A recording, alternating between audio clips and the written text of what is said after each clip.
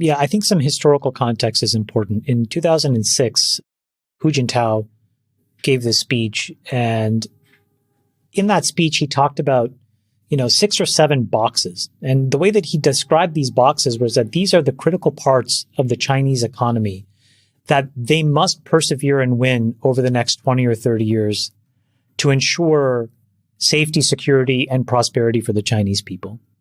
And in those boxes were things like semiconductors, were things like rare earths, were things like pharmaceutical APIs.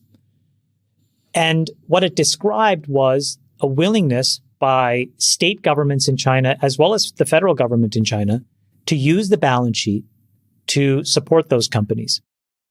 Incrementally, Jason, as you said correctly, they would also ask for a golden vote.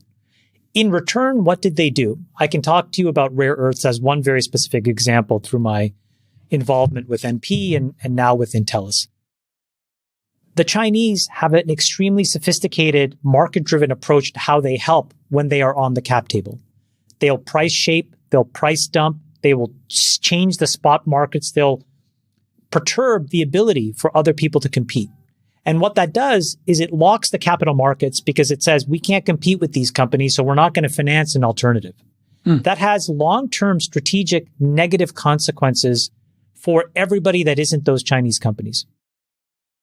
So let me just pause there. Now look at the United States. What the United States has always done is we have been the lender of last resort, but we've never participated in the upside that being that lender of last resort has given us as the American taxpayer.